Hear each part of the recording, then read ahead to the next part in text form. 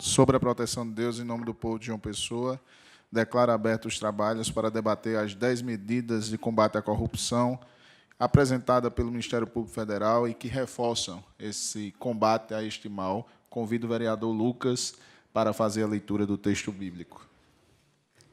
Senhor presidente, senhoras e senhores, leitura do texto bíblico, peço a todos que fiquem de pé. Leitura do Evangelho de São Lucas, capítulo 12, versículos 22, 23 e 31. E disse Jesus aos seus discípulos: portanto vos digo, não estejais apreensivos pela vossa vida, sobre o que comereis, nem pelo corpo, sobre o que vestireis. Mais é a vida do que o sustento, e o corpo mais do que o vestido. Buscai o reino de Deus, e todas as coisas vos serão acrescentadas. Amém. Amém. Já aqui conosco o vereador Lucas, que secretariar essa sessão, o procurador da República e representando o Ministério Público Federal, Sérgio Rodrigo de Castro Pinto, Cleodé Lúcio, representando a Arquidiocese da Paraíba, também aqui na mesa. Convido o primeiro secretário para a leitura do expediente em mesa. Alô, leitura do expediente em mesa, requerimento de número 18.907/2015, autoria vereador Raoni Mendes, nesses termos. Requeiro a vossas excelências, na forma regimental e após apreciação do plenário, audiência pública que terá como tema as 10 medidas apresentadas pelo Ministério Público Federal que reforçam o combate à corrupção, a ser realizada nesta Casa Legislativa, a partir das 15 horas do dia 17 de novembro, terça-feira do corrente ano. Esse é o expediente em mesa, senhor presidente. Eu agradeço. Convido o vereador Lucas para assumir a presidência dos trabalhos, para que eu possa fazer a justificativa da sessão.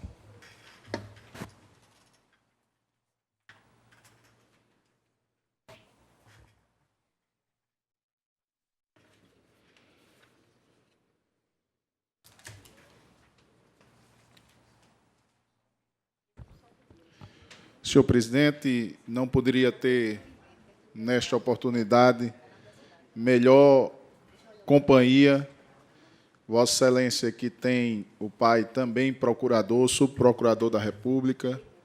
Agradeço a sua presença. Prazer. Ao procurador Sérgio Rodrigo, em seu nome, em nome do Ministério Público Federal. Também agradeço a luta, o empenho, o desafio que Vossas Excelências têm enfrentado de passar esse Brasil para um outro patamar, principalmente que no combate à corrupção, o Ministério Público Federal tem sido um dos esteios da nossa sociedade.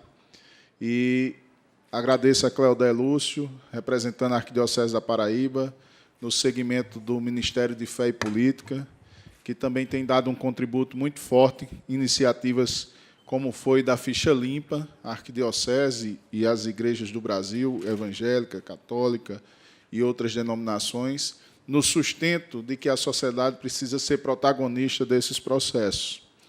Eu provoquei, no bom sentido, esta audiência, querido presidente Lucas de Brito,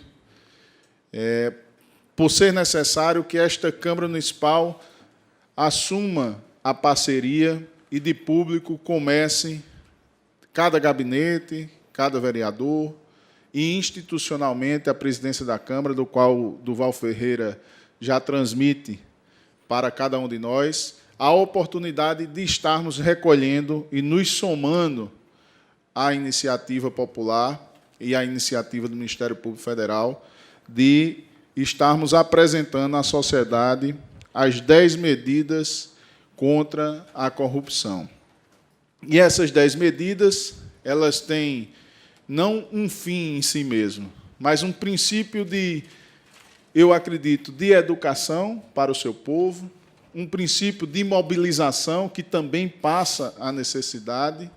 E, nesse sentido, o MPF apresenta para cada um de nós, cidadãos, como as 10 medidas de experiências no mundo inteiro que minimizam esse mal e que tira de muitos dos cidadãos direitos básicos como acesso à saúde, à educação e outros direitos que são cortados por causa da corrupção.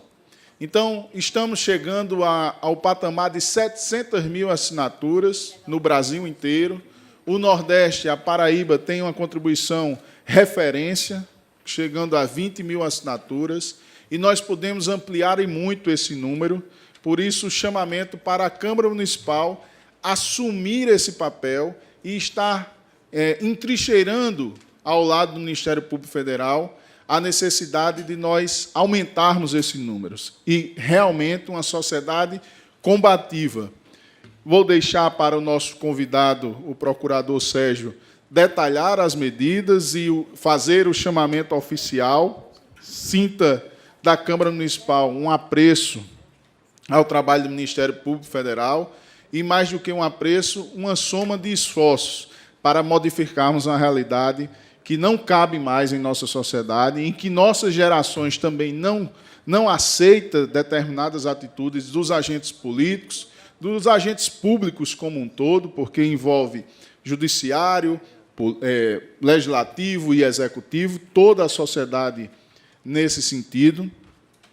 E das 10 medidas, nós temos aqui apresentadas, uma delas, a prevenção à corrupção, transparência e proteção à fonte de informação, criminalização do enriquecimento ilícito dos agentes públicos, aumento das penas e crime hediondo para a corrupção de altos valores, aumento da eficiência e da justiça dos recursos do processo penal, celeridade nas ações administrativas, de improbidade administrativa, reforma do sistema de prescrição penal, ajuste das nulidades penais, responsabilização dos partidos políticos e criminalização do Caixa 2, prisão preventiva para evitar a dissipação do dinheiro desviado e recuperação do lucro derivado do crime.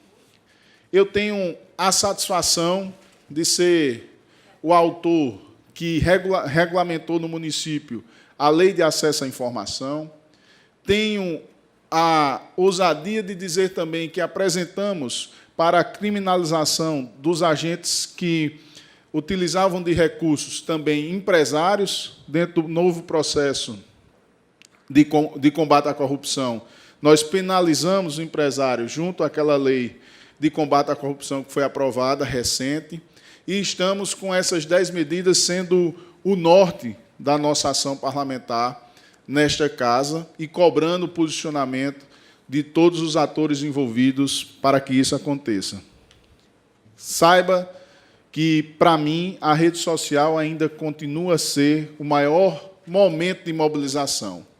E me senti provocado pela rede social do Ministério Público Federal a fazer essa audiência pública, para que também leve o procurador Sérgio Rodrigo a reconhecer o papel da rede social, do Ministério Público Federal, tanto da Paraíba como o nacional. Esse Ministério Público Federal, dentro das suas peças publicitárias, das redes sociais, no Facebook, no Twitter, no Instagram, eu, particularmente, fiz a provocativa à minha equipe e decidi convocar a Câmara Municipal, na pessoa do presidente Duval, que de pronto atendeu, a estarmos juntos recolhendo essa assinatura. E que nós possamos, se não conseguirmos ainda neste ano, mas a meta para que a gente consiga 1,5 milhão de assinaturas, porque afeta a mim, afeta a você, e nós não podemos mais ficar silentes diante desse mal que tem assolado o nosso país, o nosso Estado e o nosso município. Conto com cada um dos pessoenses que nos assistem, com cada um daqueles que aqui estão, conto que nós possamos fazer força para que as 10 medidas de combate à corrupção saia efetivamente com a nossa assinatura, com o nosso crivo, e pressione o Congresso Nacional a ter uma lei vigorando e uma lei atual, moderna, para evitar esse mal que é o desvio do dinheiro público. Meu muito obrigado. Deus abençoe a todos. Convido o vereador Raoni a retomar a presidência da sessão.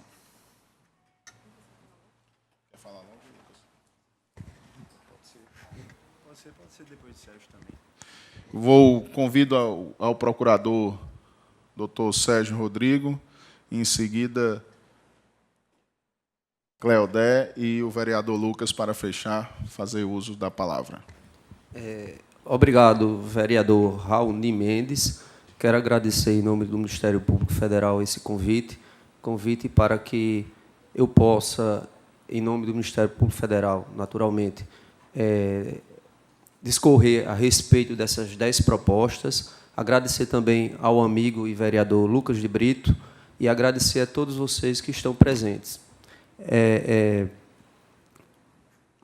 Eu procurarei ser bem didático, até para que sejam compreendidas essas medidas para as pessoas que não são da área jurídica.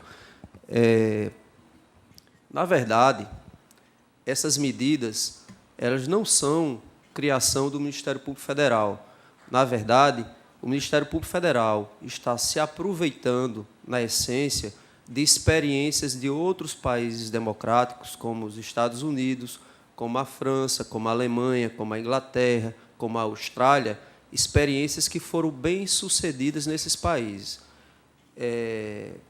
Porque muitas vezes se imagina que a corrupção é algo que é inato ao brasileiro, equivocadamente, como se, pelo fato do brasileiro ser brasileiro, ele já tivesse uma tendência a praticar atos de improbidade. E não é assim. Quando você estuda um pouco a realidade em outros países, você vai ver que, em determinado momento da sua história, eles também passaram por uma situação similar à que nós estamos passando hoje, ou seja, uma situação em que havia muita corrupção muito mais do que é razoável, né? Então, tem um livro de Susan Rose Ackman, que é uma estudiosa norte-americana, que ela realmente faz esse estudo nos Estados Unidos. E ela demonstra como, no final do século XIX e no início do século XX, a corrupção nos Estados Unidos era algo absurdo, absurdo a ponto de um presidente da República ser assassinado em função de não ter dado um cargo comissionado a um eleitor que ele havia prometido. Não havia concurso, as pessoas eram nomeadas sem qualquer mérito, era realmente uma corrupção que era institucionalizada.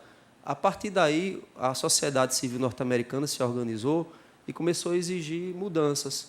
E houve mudanças legislativas. Inclusive, as leis norte-americanas antitrust, anticartel, que são as primeiras do mundo, elas foram consequências dessas pressões populares no final do século XIX e início do século XX. Então, na verdade, o que nós precisamos é disso, é que a sociedade civil se organize, apresente propostas legislativas que possam realmente mudar para melhor o nosso país neste aspecto. Ou seja, que nós passemos por essa etapa essa que já foi suplantada por tantos outros países democráticos. Então, diante disso, desse breve introito, eu vou aqui, de forma breve, falar a respeito de algumas dessas medidas. A primeira medida que eu quero destacar é o que chamo de teste de integridade. É uma medida simples e você até se pergunta, às vezes, porque já não existe aqui, que é muito comum nos países cujo direito é baseado nos costumes, ou seja, Estados Unidos, Inglaterra, Austrália, etc. Eles têm lá repartições públicas cujos servidores eles fazem testes de integridade surpresa com outros servidores que não o conhecem. Um caso prático seria, por exemplo, um servidor dessa repartição ele trafegar em uma rodovia federal em alta velocidade. Eu vou citar um exemplo com o policial rodoviário federal, poderia ser qualquer servidor público, apenas um exemplo, e ele trafega e, quando o policial rodoviário o para, ele oferece algum suborno.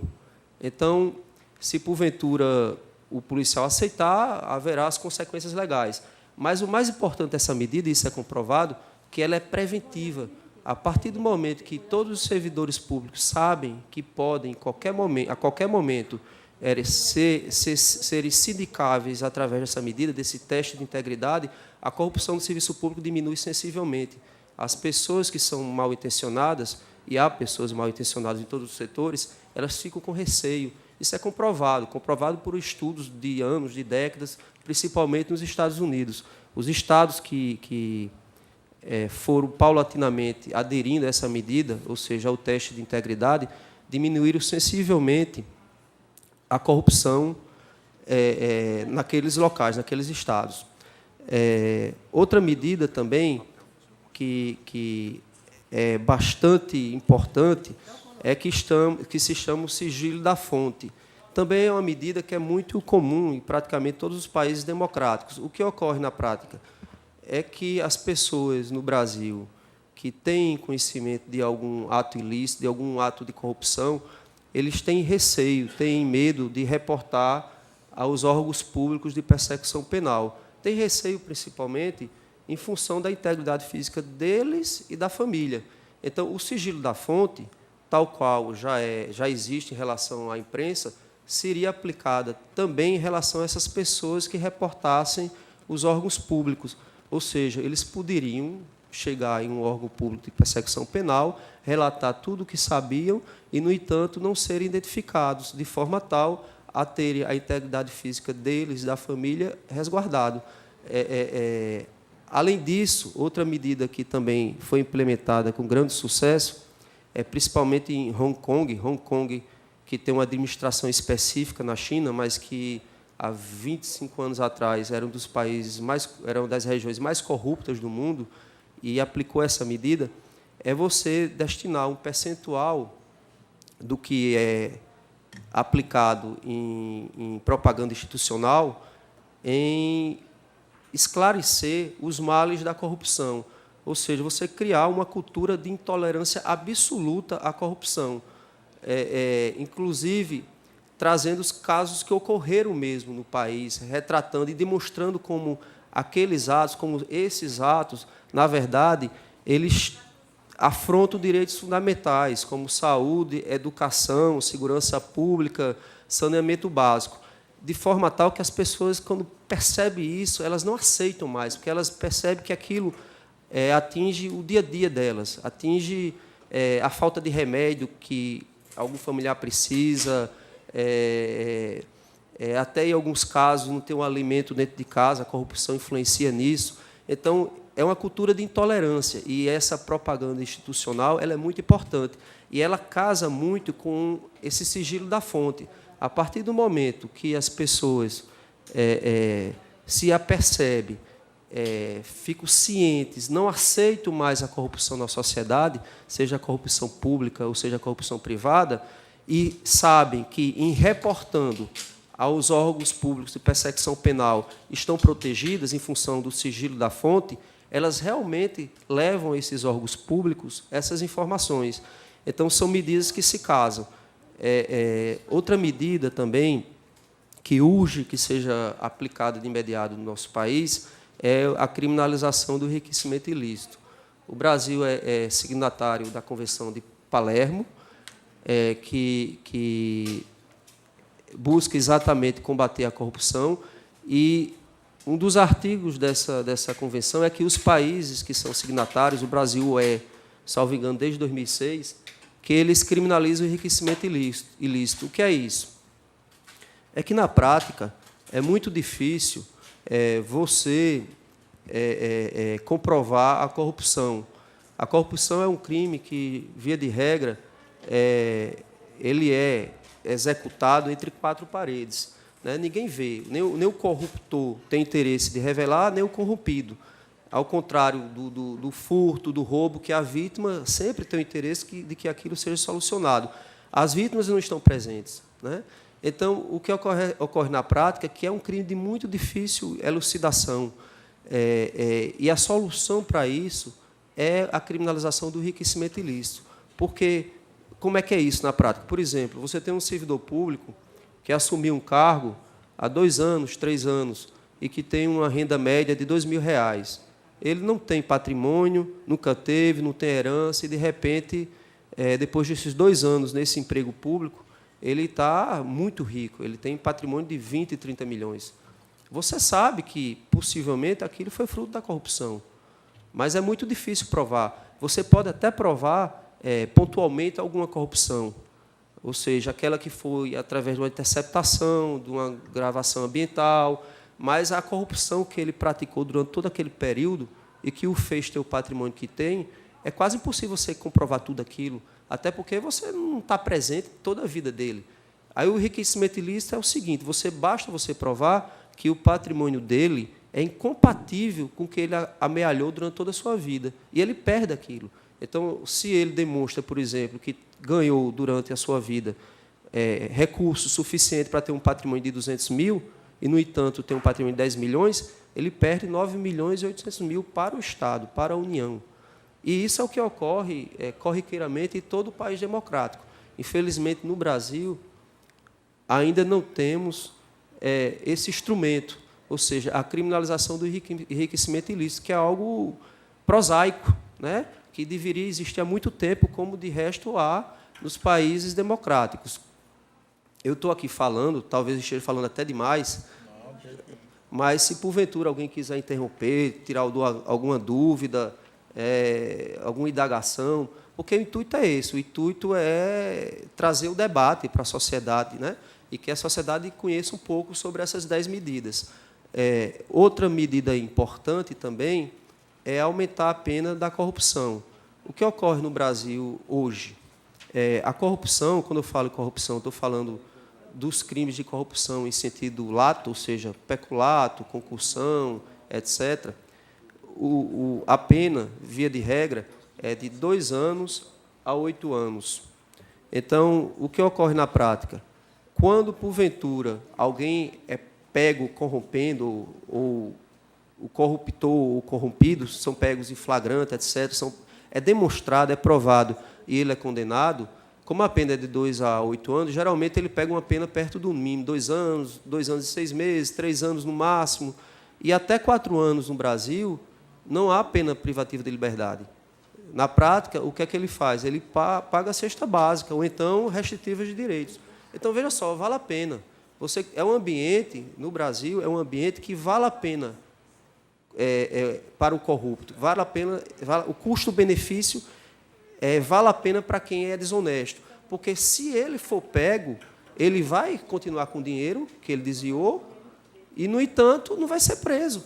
Se for condenado, se transitar em julgado, ele vai prestar serviço à comunidade. Então, vale a pena. Você tem que mudar essa lógica. Você tem que mudar o ambiente, de forma tal que a pessoa que é mal intencionada, ela perceba que, se for pega, vai para a cadeia mesmo. Vai perder tudo que amealhou ilicitamente. Então, a proposta é aumentar a pena de 4 a 10 anos e, a partir do momento que os recursos desviados vão aumentando, a pena também vai aumentando, chegando a ser crime hediondo a partir de 100 salários mínimos. Isso que nós estamos propondo também não é nenhuma novidade no mundo. Em geral, é assim. Quanto mais recurso público desviado, maior a pena, né? Porque se parte dessa premissa, da premissa que você está desviando o dinheiro da saúde, da educação, da segurança pública, do saneamento, né? Muitas vezes você está tirando o dinheiro do remédio que salvará vidas, né? Deixa de existir aquele remédio no hospital por conta disso, né? Então, via de regra, é isso que acontece em todo mundo. Nos Estados Unidos, eles têm uma tabela que, quanto maior o valor, maior a pena. Então, no Brasil, não existe isso, de forma tal que você praticamente iguala quem desviou R$100 de quem desviou 10 milhões, 20 milhões, 30 milhões. E, obviamente, quem desviou 30 milhões, o mal é muito maior, isso é óbvio, né? E, a partir do momento também que você transforma a corrupção em crime hediondo, você impede que essa pessoa seja beneficiada com indulto. Tem o indulto natalino que a gente vê, né? Você impede que essa pessoa seja beneficiada por uma eventual graça, por uma eventual anistia, né? A progressão da pena fica bem pior, ou seja, quem cumpre pena por crime hediondo, ele só tem progressão da pena depois de cumprido 2/5 ou 3/5. 2/5 quando é primário e 3/5 quando é reincidente. Ou seja, ele realmente vai passar um tempo na cadeia, né?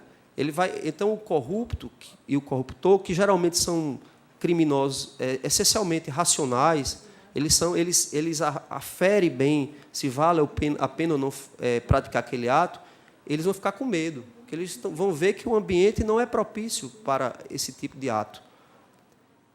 Isso é muito importante, porque, ao contrário do que se possa imaginar, essas operações todas que estão ocorrendo no Brasil, como a Operação Lava Jato, infelizmente, elas sozinhas não vão mudar a nossa realidade. A Itália, que vivenciou uma quadra da sua história semelhante, que foi a Operação Mãos Limpas, posteriormente, como eles não mudaram a legislação deles, e houve várias anistias, a corrupção continuou sendo muito grande lá. Então, assim, o que vai acontecer se a gente não mudar o ambiente é que vão se suceder atos e mais atos de corrupção. Hoje é a Lava Jato, amanhã será outra e outra. A gente tem que mudar o ambiente para que não seja propício para que pessoas mal intencionadas façam o que a gente vê todo dia no jornal, né? E isso é uma lição que a gente também tira dos outros países que passaram por essa realidade que a gente está passando hoje, né? Outra medida também, essa é fundamental, é que o Brasil tem uma peculiaridade. O Brasil é peculiar em muitas coisas. No Brasil, para uma sentença ser executada, há 4 instâncias, né? No caso, na esfera federal, se uma pessoa for condenada no 1º grau, na Justiça Federal, pode recorrer para o 2º grau, que é o Tribunal Regional Federal. Se for chancelada essa condenação, se for confirmada, pode recorrer para o STJ. Se for confirmada no STJ, pode recorrer para o STF. Então, essa teia de recursos, são inúmeros recursos, se o advogado exaurir todos os recursos, 15, 20 anos. Possivelmente vai incidir a prescrição, principalmente a chamada prescrição retroativa, que também é uma peculiaridade do Brasil. Então, nenhum país do mundo tem 4 instâncias recursais. Nenhum. Então, a proposta do Ministério Público é que sejam 2 instâncias recursais, ou seja, continue as 4 instâncias, mas a partir da 2ª a pena seja executada. Você pode até recorrer, mas recorre já preso, recorre já tendo que ressarcir o erário, né? Isso é assim em todo lugar do mundo. O nosso sistema tem que ser racional. Quando o corrupto ele pratica algum crime, ele está pensando nisso. Não, se eu for pego, eu tenho um recurso aí para 4 instâncias, né?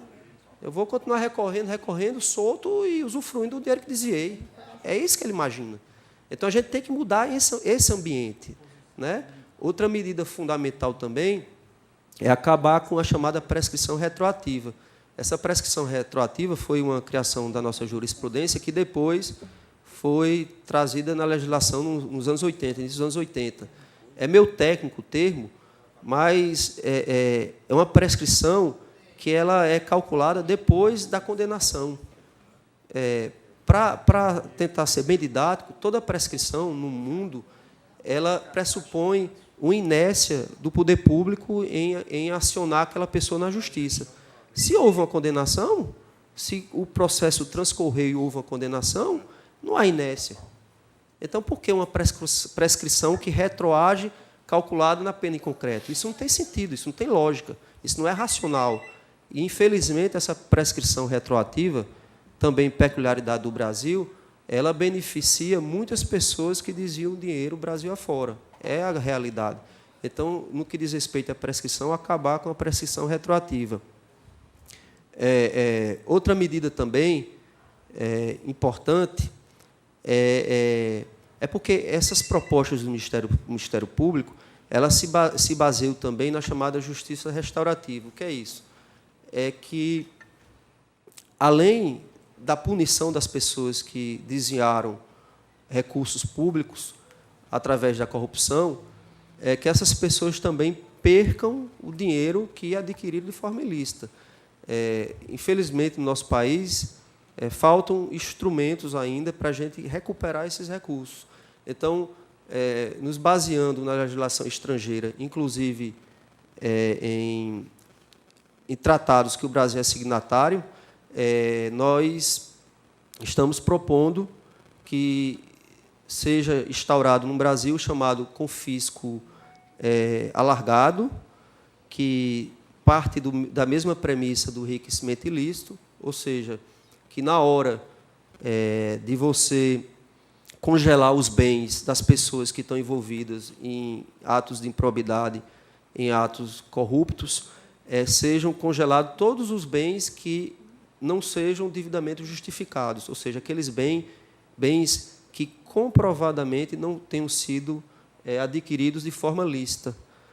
Hoje, no Brasil, não é assim. Hoje, a gente tem que comprovar que aquele bem, só aquele bem, cada bem, foi adquirido de forma ilícita, o que é quase impossível, porque nós sabemos que, na prática, essas pessoas, quando são descobertas, quando são processadas, elas já vêm praticando esse mal há muito tempo e já têm, via de regra, um patrimônio adquirido de forma ilícita. Então, é aquilo que eu já falei anteriormente, vale a pena, né? Se, porventura, for condenado só por aquele ato pontualmente, vai ressarcir só aquele ato em si, não vai ressarcir tudo que fez anteriormente. Então, esse confisco alargado, não, ele muda essa realidade. Tudo, absolutamente tudo, que o órgão de persecução penal, no caso o Ministério Público, comprovar que foi adquirido de forma ilícita, vai ter que ser devolvido ao Estado, ao ente correspondente, ente político, né? União, Estado ou município. Da mesma forma, a ação civil de perda. Muitas vezes, as pessoas são beneficiadas, por exemplo, pela prescrição retroativa. Então, o tribunal reconhece que o cidadão cometeu o ato de corrupção, que desviou milhões, mas, no entanto, lamenta e diz que houve a prescrição retroativa e não pode fazer nada. Só que, infelizmente, além de tudo, a pessoa continua com o patrimônio amealhado de forma ilícita. Então, essa ação de perda civil serve exatamente para esses casos. Nos casos em que não se pôde fazer uso, por motivos outros, da justiça penal, do sistema judicial penal, você possa retirar esses bens adquiridos ilicitamente através de uma ação própria, né? Dos males, o menor. Se não pode mais prendê-lo por conta da prescrição, que pelo menos perca aqueles bens adquiridos de forma ilícita, né? E é também um instrumento que é corriqueiro no mundo democrático, né? Nos países democráticos. Como eu digo, via de regra, não são medidas que sejam criações do Ministério Público Federal. Na verdade, são medidas que já existem em países democráticos, né? E eu acho que há países democráticos que, em alguns pontos, não em todos, que nós temos as nossas peculiaridades, mas em alguns pontos nós temos que observar, e aquilo que funciona lá, possivelmente vai funcionar aqui também. E nesses exemplos que eu trouxe aqui, e outros que também há nas medidas propostas do Ministério Público, eu não estou aqui falando de todas, que são várias, eu acho que isso fica bem claro, né? Eu tenho certeza, pela experiência que eu já tenho quase 10 anos de Ministério Público Federal, e é do meu dia a dia, né, a atuação na improbidade e no crime, eu tenho certeza que, se essas medidas fossem implementadas no nosso país, a médio e longo prazo, a realidade no que diz respeito à corrupção mudaria muito. Hoje, segundo cálculos da ONU e da Receita Federal, com a corrupção em sentido amplo, nós perdemos cerca de 600 bilhões de reais por ano. Considerando que a nossa receita para a saúde, a receita da União para a saúde é de cerca de 100 bilhões de reais por ano, e da educação é aproximadamente 70 bilhões de reais, ou seja, dá 3 vezes o que é gasto pela União em saúde e educação. Então, se nós diminuíssemos a níveis racionais a corrupção no nosso país, certamente teríamos, pelo menos, boa saúde, boa educação e boa segurança pública. Então, é algo muito importante. Eu acho que a gente tem que dar a devida importância à prevenção e ao combate à corrupção. Por isso que eu conclamo a sociedade, conclamo vocês a assinarem, a aderirem a essas medidas. É muito fácil assinar. Tem um site, inclusive, www.10medidas.mpf.mp.br. Você, entrando lá, puxa a paginazinha, que tem a lista e assina. Lá também tem todas essas medidas explicadas de forma bem didática e também com a jurisprudência bem profunda, quem quiser ler, tem mais de 200 páginas. E eu acho que a gente tem que pautar os parlamentos, né, os congressos, com aquilo que nos interessa. E eu tenho certeza que isso interessa a nossa sociedade. Então, vamos assinar, vamos aderir. Né? Embora a proposta inicial seja do Ministério Público Federal, eu tenho certeza, eu tenho convicção que isso não é uma pauta do Ministério Público Federal, não é, obviamente, uma pauta corporativa. Nós temos, a sociedade civil organizada está nos apoiando, ou seja, a essa altura, essas 10 medidas não são mais do Ministério Público Federal. Temos o apoio das igrejas católicas e evangélicas, temos o apoio de clubes de futebol, sindicatos, eu não vou nem citar os sindicatos que já nos apoiaram formalmente, que eu iria esquecer de vários, conselhos profissionais, várias secções da OAB Brasil afora. Puxa vida, é realmente um projeto de lei da sociedade civil. E na trilha da lei da ficha limpa, que nós também abraçamos na época, foi em 2009, 2010, em chegando no Congresso com 1,5 milhão de assinaturas e a sociedade civil acompanhando, pressionando, eu tenho certeza que essas medidas vão ser aprovadas com pouquíssimas alterações. Então, conclamo a sociedade a participar e mais uma vez, agradeço a Raoni Mendes e a Câmara de Vereadores por essa oportunidade de trazer uma breve explanação acerca dessas medidas. Estou ao dispor a qualquer indagação, a qualquer pergunta, se eu puder esclarecer. Acho que o debate é muito salutar. Agradeço ao doutor Rodrigo. Pode contar com o nosso trabalho, com nossa casa, com a Câmara Municipal de João Pessoa. Como diz aqui o adesivo do Ministério Público Federal, 10 medidas contra a corrupção, eu apoio. Então, todos estão conclamados. Eu quero escutar, e a sociedade também, que se faz presente aqui, o representante da Arquidiocese no segmento da renovação carismática, no Ministério de Fé e Política, Cleodé Lúcio, com a palavra.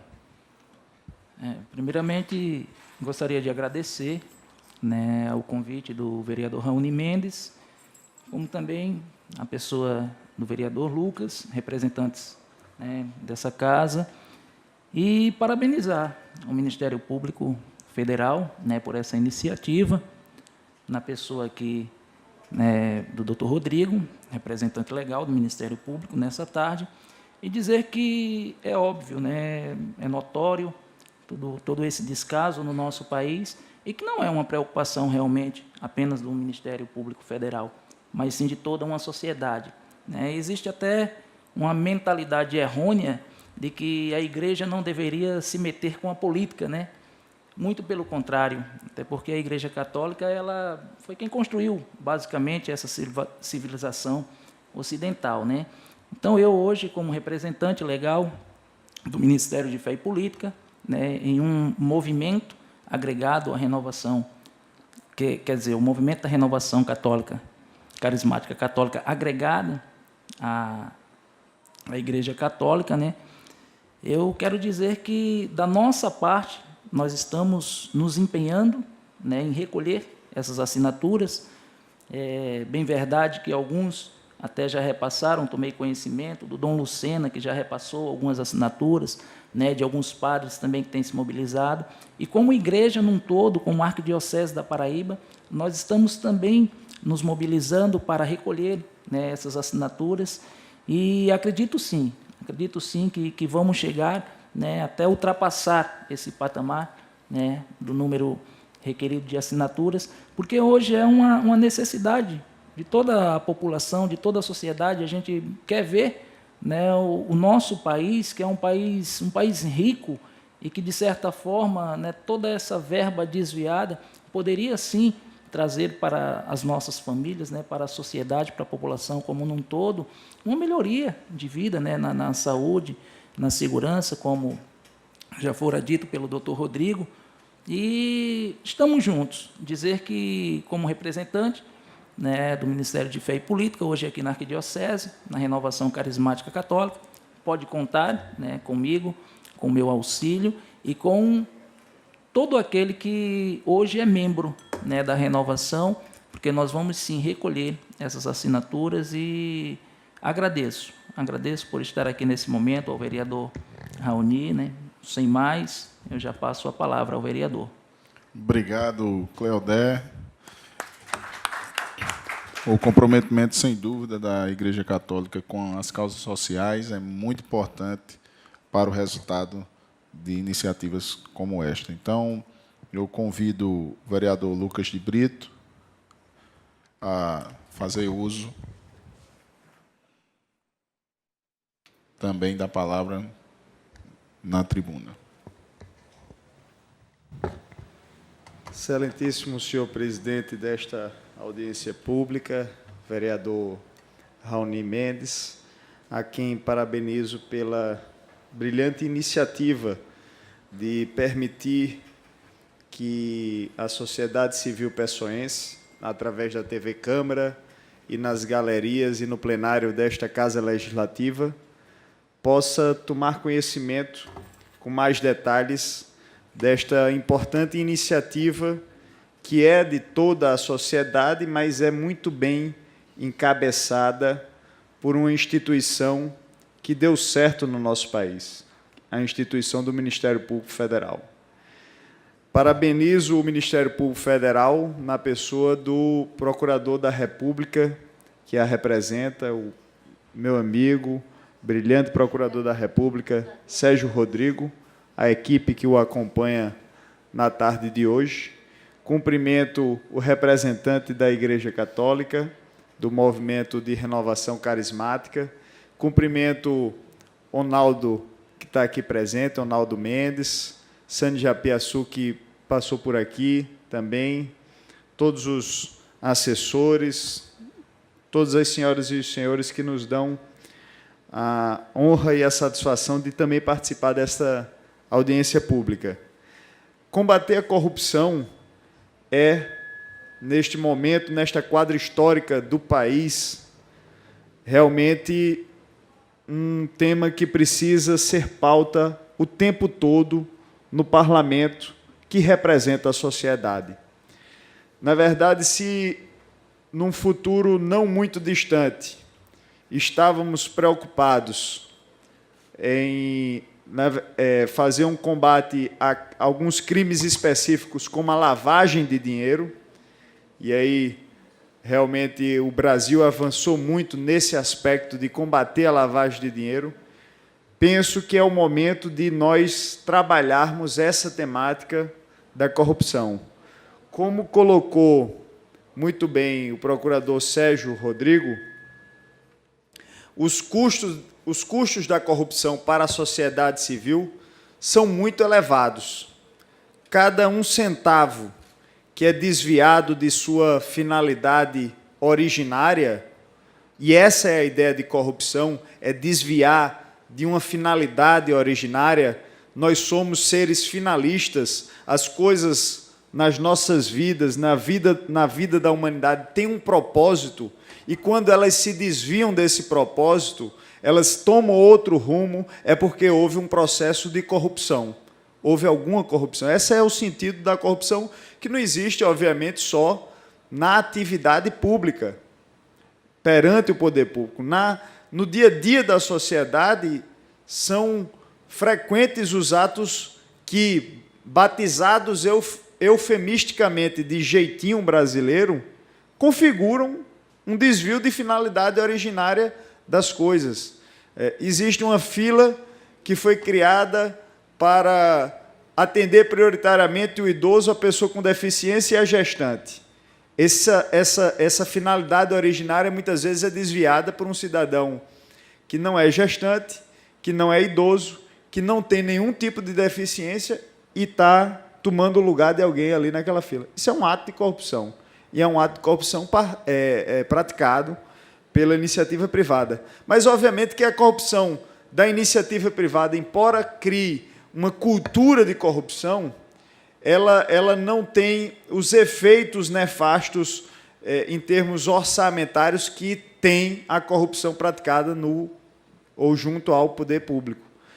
Quando há um desvio, como aconteceu agora no Petrolão, que alcança uma cifra de recursos que deveriam estar bem investidos na maior estatal brasileira, que é a Petrobras, mas alcançam cifras superiores a 20 bilhões de reais, até mais do que isso, isso significa que são 20 bilhões de reais que deixaram de ser investidos no desenvolvimento do país, que deixaram de ser investidos na geração de emprego, que deixaram de ser investidos na geração de renda, que deixaram de ser investidos, enfim, na própria economia do país no momento de crise.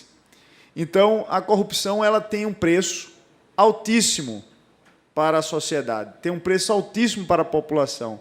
São recursos que tinham, muitas vezes, uma finalidade originária de melhorar um serviço de saúde, de educação, de segurança pública, e esse dinheiro escoa, é desviado de sua finalidade originária para, muitas vezes, a ganância de agentes públicos que desviam milhões de reais para a Suíça e talvez nunca venham a gastar esses recursos, esses valores. E a gente fica se perguntando, meu Deus do céu, o que é que leva uma pessoa como Eduardo Cunha, que tem um salário de deputado superior a 30 mil reais por mês, que não passa, portanto, por nenhuma necessidade em sua existência, que tem tudo para ter o reconhecimento do país, do Congresso Nacional, das pessoas, de se sentir amado como um representante político digno.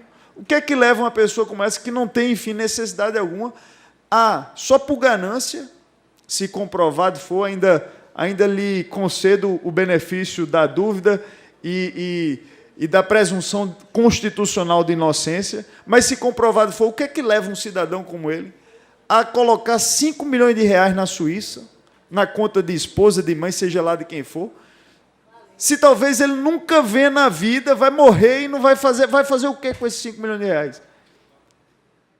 Vai comprar 5 Ferraris, igual a Fernando Collor? Quem é que usa 5 Ferraris no final de semana, ou em um ano, ou em uma vida? Para que ter 5 Ferraris? Meu Deus do céu. Então, efetivamente, parece ser uma distorção de personalidade muito grande e cultural. E aí, se é cultural, uma iniciativa que faz a própria sociedade civil coletar assinaturas significa combater o problema na raiz, na cultura, conscientizar. A conscientização desse processo é de grande relevância. Conseguir a alteração legislativa, a maioria das quais a gente observa na própria proposta do Ministério Público, vai ter que acontecer no Congresso Nacional, que é quem tem legislativa, sobretudo, competência legislativa para legislar sobre direito penal. A maioria dessas mudanças necessariamente tem que acontecer no Congresso Nacional, mas essas mudanças acontecerem depois de todo um processo de mudança de paradigma cultural junto à população brasileira, junto ao povo brasileiro, junto à sociedade civil, de coletar assinatura, de pressionar os deputados, isso é de grande relevância. Isso é tão importante, esse processo, o meio, é tão importante quanto o fim.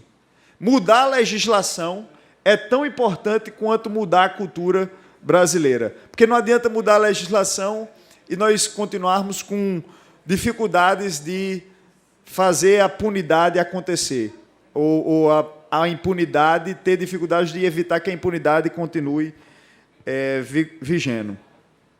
Então, eu parabenizo o Ministério Público Federal pela sua iniciativa, a Câmara Municipal de João Pessoa por se associar na tarde de hoje de forma explícita a esse movimento. Me sinto orgulhoso de, ao lado do vereador Raoni, estar participando presencialmente desta audiência pública. E tenho também a seguinte provocação a fazer ao colega parlamentar e a toda a Câmara e ao Procurador da República e a todos os que nos assistem agora através da TV Câmara. É uma reflexão a respeito da ligação que existe entre corrupção e controle. Quanto mais controle, menos corrupção. Quanto menos controle, mais corrupção. Elas subsistem numa relação de proporcionalidade inversa. Quanto mais o controle está presente, menos a corrupção tem espaço para acontecer. Isso a gente chama a atenção para a existência dos poderes. Qual foi a finalidade originária de se pegar o poder político e se separar em funções de Estado, legislativo, executivo e judiciário? Foi, obviamente, a função de autocontrole. O poder controlar o poder. O legislativo e o judiciário controlarem o executivo e o judiciário controlarem o legislativo, e assim sucessivamente. Só que a gente está vivendo num momento do país de explícita e perigosíssima corrupção sistêmica dos poderes. Os poderes não se relacionam mais em harmonia e independência. Eles se relacionam, muitas vezes, em promiscuidade. E é bom para um Ministério Público, nesse momento, se quer ser um poder, mas ser uma função essencial à justiça, junto com a advocacia, mas o Ministério Público Federal, a preço de hoje, institucionalmente muito mais forte do que a advocacia, talvez porque a advocacia não tenha conseguido, nos últimos anos, fazer valer, inclusive, suas prerrogativas, legislativamente já asseguradas, mas o Ministério Público Federal está de fora para, junto à sociedade civil, convocar uma mudança de paradigmas nessa relação promíscua entre os poderes. E essa mudança na relação promíscua entre os poderes, penso eu, que só vai acontecer se houver uma ampliação no conceito do próprio nepotismo. Hoje o Brasil combate... E por que o nepotismo é importante nessa questão? Porque o nepotismo é a face mais evidente do patrimonialismo. Nós herdamos, como povo brasileiro, e Sérgio Rodrigo, que é um estudioso da formação do povo brasileiro, não só pelos ensinamentos que seu pai, o grande poeta Sérgio de Castro Pinto, lhe passou, mas pelos seus estudos próprios. A formação do povo brasileiro é de herança, de desvios, de formação ética de Portugal. E nós temos, efetivamente, uma cultura de patrimonialismo muito arraigada no nosso país. O Brasil é um país patrimonialista. E o patrimonialismo, muitas vezes, acontece numa tentativa de enriquecimento familiar. E isso se torna evidente através do nepotismo. Então, hoje, é muito comum. E eu não estou falando de Marte, Vênus ou Lua, eu estou falando de Brasil, Paraíba, João Pessoa. É muito comum um agente político de um poder, e o judiciário não se exclui disso. É interessante, Sérgio, como o judiciário hoje, o executivo e o legislativo, na boca do povo, já estão desmoralizados. Embora caiba às gerações de novos políticos fazer penso eu, uma tentativa, travar uma batalha para reverter esse quadro, porque não existe sociedade sem política, nem direito sem política. Dizia já o Brocardo latino, ubi societas ibi ius, né? Onde houver sociedade, haverá direito, onde houver direito, haverá política, haverá relação de poder. Mas o Poder Judiciário hoje também está inserido nessa relação promíscua de poderes. Tem alguma pergunta? E hoje nós temos situações... Viu, Pedro Júnior? Nós temos situações de filhos de desembargadores, filhos de juízes, que comprometem a imparcialidade do julgamento dos seus pais, de seus familiares, porque estão nomeados a título gratuito, filhos de promotores, por que não? Filhos de promotores, por que não? Nomeados a título gratuito no âmbito do poder executivo, sobretudo, quem é quem tem o grande guarda-chuva? O guarda-chuva maior é do poder executivo, maior quantidade de cargos comissionados. Então, se o Brasil não passar por uma reforma administrativa, de redução do número de cargos comissionados, ou se, antes disso até, antes da reforma administrativa, que é mais complexa, no momento de crise do país, pensar em demitir todo mundo de cargo comissionado e fazer concurso público é um processo lento, de qualquer forma. É um processo para anos aí. Se antes disso nós não avançarmos no sentido de vetar o nepotismo interpoderes, hoje o nepotismo que é proibido na súmula vinculante do Supremo é o nepotismo intrapoderes. Não pode o parente do vereador ser nomeado para a Câmara Municipal. Não pode o parente do prefeito ser nomeado dentro da prefeitura, mas pode o filho do juiz ser nomeado na prefeitura, pode o filho do prefeito ser nomeado no judiciário, pode... E aí é isso que tem acontecido num processo de continuidade do patrimonialismo e que esvazia e desvia a finalidade originária da existência dos poderes. Se a relação não é de harmonia e independência, é relação de promiscuidade. Se a relação é de promiscuidade, obviamente, o controle de um poder sobre o outro poder acaba sendo o mais falho possível. E aí é tudo um faz de contas. Acaba sendo tudo um teatro de faz de contas. Tentei, num projeto de lei, nesta Casa Legislativa, que ainda está em tramitação, dormindo em berço esplêndido em algum escanil da casa,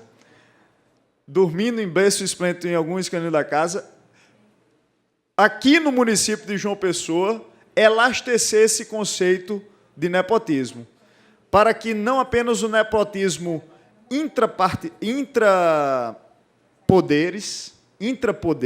ele seja vedado, como preveja a súmula, para que a gente legalmente elasteça esse conceito, proíba que legislativo, executivo e judiciário no município de João Pessoa tenham uma relação de nomeações cruzadas e, com isso, possam os poderes funcionar com maior independência, com maior harmonia.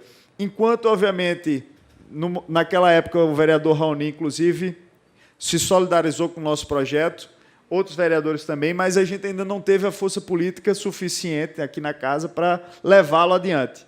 Mas as dificuldades do caminho não nos fazem deixar de acreditar num futuro melhor para o nosso país e nós vamos continuar tentando dar a nossa contribuição hoje aqui dentro do Parlamento Mirim da Câmara Municipal de João Pessoa, amanhã, quem sabe onde, mas dar a nossa contribuição para que o mal do século XXI, que é a corrupção, ele seja combatido diariamente. Tem uma frase muito interessante nesse livro, Lei Anticorrupção, prefaciada, inclusive, pelo coordenador da 5ª Câmara de Coordenação e Revisão, que é a Câmara de Combate à Corrupção do Ministério Público Federal, o subprocurador-geral da República, Nicolau Dino, em que, no prefácio, ele resgata a frase do sociólogo José Pastore, que compara a corrupção à diabetes. E ele diz que, embora não haja cura, efetivamente, para a corrupção, ela precisa, e para a diabetes, precisam os dois males ser combatidos diariamente. Elas podem ser controladas, elas podem ser vigiadas, os seus efeitos podem ser minimizados. E é nesse esforço de controle, de combate, de minimização dos efeitos deletérios e prejudiciais e custosos para a sociedade que eu acho que o Ministério Público Federal, a Câmara Municipal de João Pessoa, a sociedade civil organizada devem caminhar de mãos dadas em favor de um futuro melhor. Muito obrigado. Parabéns, vereador Lucas. E o projeto de lei de Vossa Excelência tem que ser votado esse ano, né? Vamos pedir celeridade e urgência para que nós possamos votá-lo, que seja para o ganho da sociedade. Iniciativas dessa monta engrandece a nossa sociedade. Mas o procurador tem algumas observações finais, algumas considerações finais. Após a fala dele, nós diremos como irá funcionar a coleta de assinaturas aqui na Câmara Municipal. Procurador Sérgio Rodrigo. Obrigado, suas Raoni. considerações. Agradecer as colocações de Lucas, ponderações lúcidas, né? O que para mim não é nenhuma novidade. O Lucas é muito preparado, né? E é perspicaz. E realmente, como o Lucas ressaltou, nós temos um passado em que imperou e impera ainda, talvez em menor proporção, talvez o patriarcalismo, né? que Sérgio Buarque de Holanda define como um homem cordial. Eu utilizo a palavra cordial no sentido de coração, né? Ou seja, a relação intrínseca entre os parentes, né? o proteger os parentes, o beneficiar os parentes, ainda que forma ilícita, e que também é bem clara na obra de Gilberto Freire, né?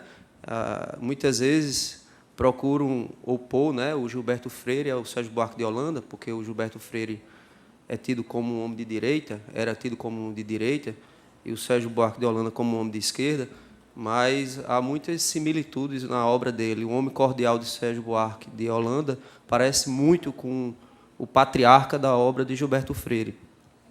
E eu lembrei agora do sermão do padre Antônio Vieira, do Bom Ladrão.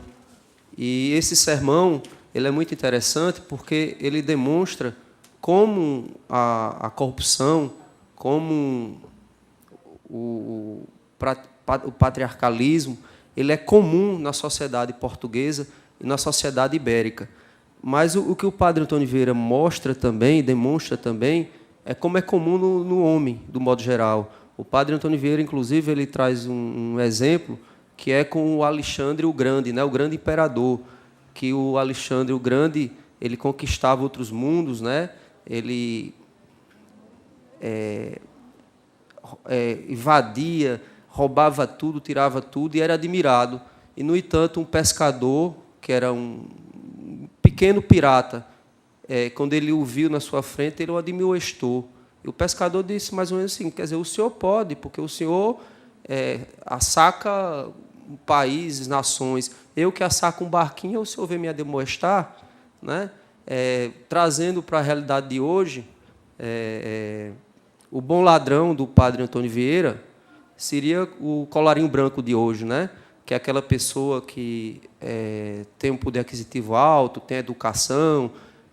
Então, assim, é o ladrão que todos nós aceitamos, né? Nós não aceitamos o pobre, né? O miserável.